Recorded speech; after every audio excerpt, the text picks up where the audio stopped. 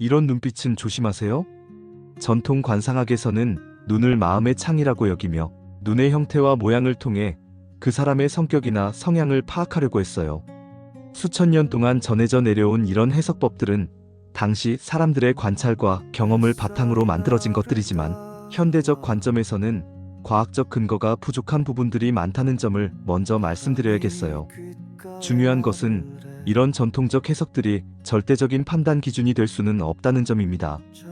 사람의 성격이나 인품은 외모로 결정되는 것이 아니라 그 사람의 행동, 가치관, 선택, 그리고 지속적인 노력에 의해 만들어지는 것이거든요. 또한 이런 관상학적 분류가 편견이나 차별을 만들어낼 수 있다는 위험성도 있어요. 그럼에도 불구하고 많은 사람들이 관상학에 관심을 가지는 이유는 오랜 시간 축적된 인간 관찰의 산물이라는 점과 문화적 흥미 때문일 거예요. 하지만 이런 내용들을 접할 때는 항상 비판적 시각을 유지하고 재미있는 참고 자료 정도로만 받아들이는 것이 좋습니다. 전통 관상학에서 주의 깊게 보던 눈 형태들. 첫째, 사안, 뱀눈이라고 불리는 형태입니다. 전통 관상학에서는 눈을 가늘게 뜨고 위에서 내려다보는 듯한 시선을 가진 눈을 이렇게 불렀어요. 이런 눈매를 가진 사람들은 계산적이고 냉정한 성격을 가지고 있다고 해석했죠. 하지만 이런 해석에는 여러 문제점이 있어요. 우선 눈의 모양은 대부분 유전적 요소에 의해 결정되는 것이고 개인의 성격과는 직접적인 관련이 없을 가능성이 높아요. 또한 문화적 편견이 반영되어 있을 수도 있어요. 예를 들어 특정한 눈매가 냉정해 보인다는 인상을 주기 때문에 그런 성격으로 해석되었을 수도 있거든요. 실제로는 이런 눈매를 가진 사람들 중에도 따뜻하고 배려심 넘치는 분들이 많아요. 눈의 모양보다는 그 사람이 다른 사람들을 어떻게 대하는지, 어떤 행동을 하는지가 훨씬 중요한 판단 기준이 되어야 해요. 여기서 잠시만요. 여러분의 구독과 좋아요는 큰 힘이 됩니다. 소중한 응원 부탁드려요. 둘째, 야한, 물고기 눈이라고 하는 형태입니다. 전통 관상학에서는 눈이 튀어나온 형태를 이렇게 불렀고 감정 기복이 심하고 불안정한 성격을 나타낸다고 해석했어요. 하지만 이건 역시 과학적 근거가 부족한 해석이에요. 눈이 튀어나온 모습은 갑상선 질환이나 다른 의학적 원인에 의한 것일 수도 있고 단순히 개인의 골격 구조 차이일 수도 있어요. 이런 신체적 특징과 성격적 특성을 연결시키는 것은 위험한 일이죠. 더 중요한 문제는 이런 해석이 외모에 대한 편견을 만들어낼 수 있다는 점이에요. 특정한 외모를 가진 사람들에 대해 부정적인 선입견을 갖게 만들 수 있거든요. 셋째, 저한, 돼지눈이라고 불리는 형태입니다. 작고 깊숙이 들어간 눈을 이렇게 부르며 자기중심적이고 탐욕이 강한 성격을 나타낸다고 해석했어요. 이런 명칭 자체가 이미 편견을 담고 있다는 점을 알 수 있어요. 동물의 이름을 붙여서 부정적인 의미를 부여하는 것은 매우 부적절한 방식이죠.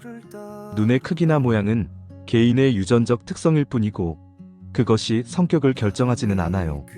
실제로 작은 눈을 가진 많은 분들이 따뜻하고 배려심 넘치는 성격을 가지고 있어요. 외모로 사람의 인품을 판단하는 것은 정말 위험한 일이에요. 넷째, 삼배간이라고 하는 형태입니다.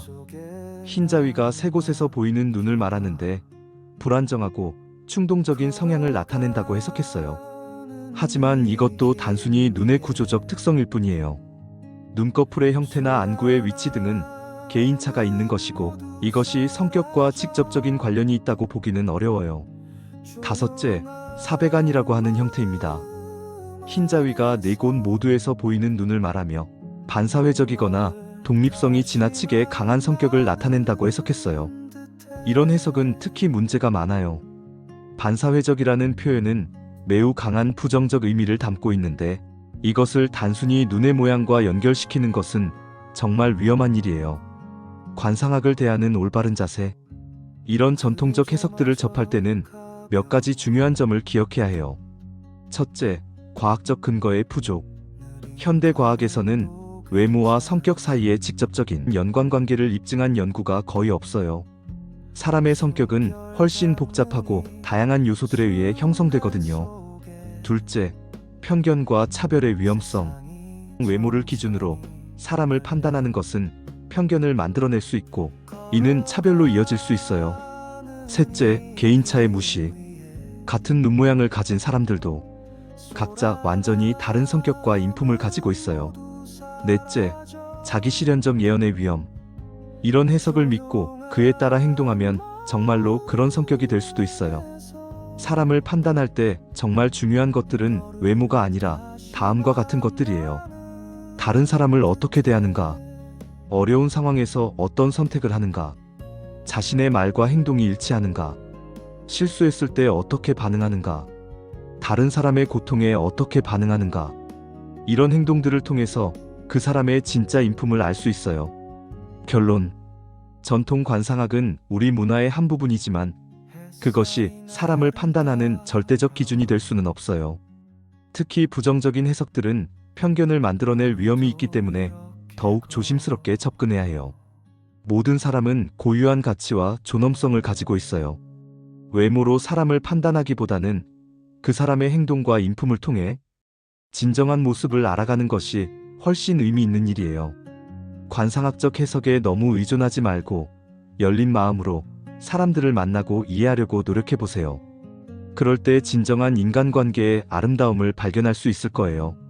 주의사항. 이 글은 전통 관상학의 내용을 소개하는 것일 뿐, 이런 해석을 실제 인간관계에서 적용하는 것은 권장하지 않습니다. 모든 사람을 편견 없이 대하는 것이 가장 중요합니다.